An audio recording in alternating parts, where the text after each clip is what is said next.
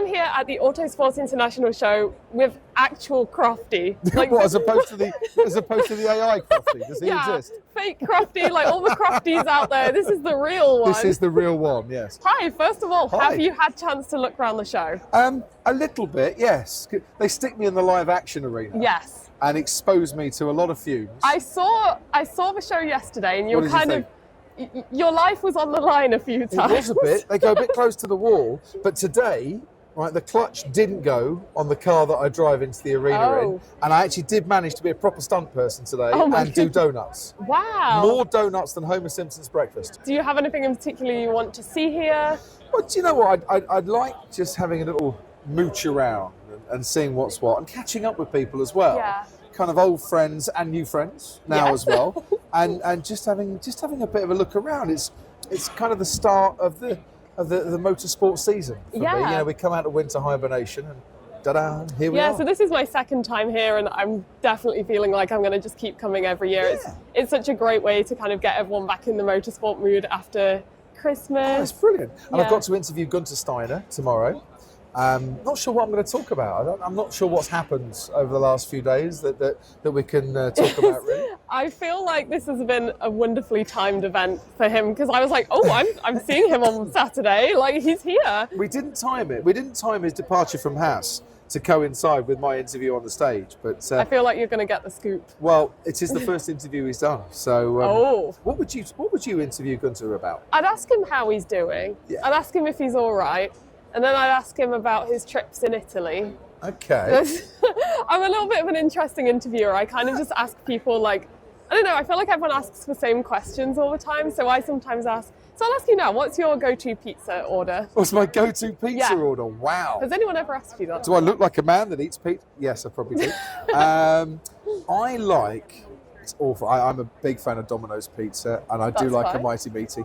Okay. But if I'm in a restaurant, say we're in Monza, and we have a restaurant where we go to in Monza that we eat at every year. Paul Di Resta introduced us to this place, and we love it. And I always go for the same pizza, and it's like it's a meat with a chili oils as well, so it's kind of a spicy, meaty pizza, and I love it. I've never had a spicy pizza. I'm not really into spicy food, but eventually in time you'll get into spicy food, I promise you. So the main thing people could recognise about you is your voice. You're pretty much the voice of Formula One at the moment. Do you often get asked to say weird or random things in like a commentary way?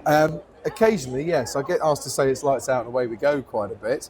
I'm trying to think, So I was on a podcast last year, The Fast and the Curious, with Christian and Becky Glover and Greg James.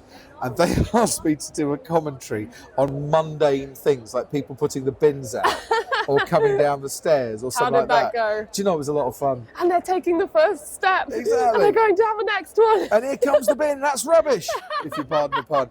But that was quite a challenge, actually, because they didn't give me any warning whatsoever as to what I was going to talk about. And you just did it like that? Yeah, you just did it off the top of your head. That's a skill right there. But that's the secret of being a commentator, though, isn't it? Because as much as I like to plan and prep and write my notes before a race, I have no idea what's going to happen in that race. So Martin and myself are always reacting to what we see in the race. Yeah. And I promise you, we have no idea, even though Max tends to win quite a lot at the moment, we have no idea what's going to happen. I'm going to ask you to do one now, if that's okay. Go on then. Because I'm not a morning person, and we've had to wake up at 7 a.m. for this show.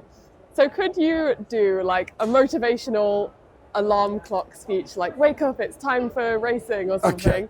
Well, so it doesn't matter what time of day or night you wake up. Sometimes you just don't want to wake up. But if you find yourself in a position where the alarm goes and it's an alarming 6 o'clock in the morning and you look out of the window and you think that is dark, it is cold, it is miserable, it's horrible, I want to stay under the duvet, I want to be in my bed, don't.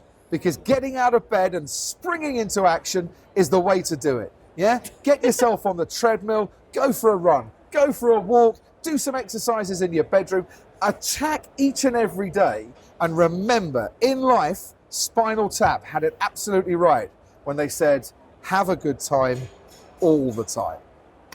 That was beautiful. Thank you very much. A round of applause here. So I think that's pretty much all we've got time for, but it has been so amazing getting to speak to you. You're an inspiration to so many people. I really appreciate you taking the time to speak to me today. Well, thank you very much for coming up and saying hi.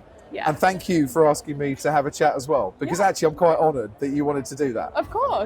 Because, look, I'm just a guy who talks a lot about Formula One, and I love doing what I do. But I remember just what it was like when I first started out. I did hospital radio, BBC local radio, and then eventually went to national radio, and then I got myself on the telly. And I remember what it was like, and it can be really, really daunting. But if you don't ask, you don't get. So here's motivational speech number 2 for today. Here we go. Whatever you want, go and ask.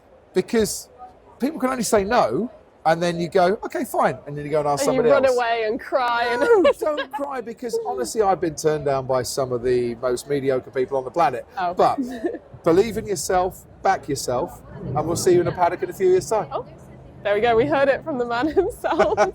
Thank you so much. Enjoyed that. Amazing. Take care. If I were to ask you what your philosophy of life or your creed, what would that be? Have a good time all the time. That's my philosophy, Marty.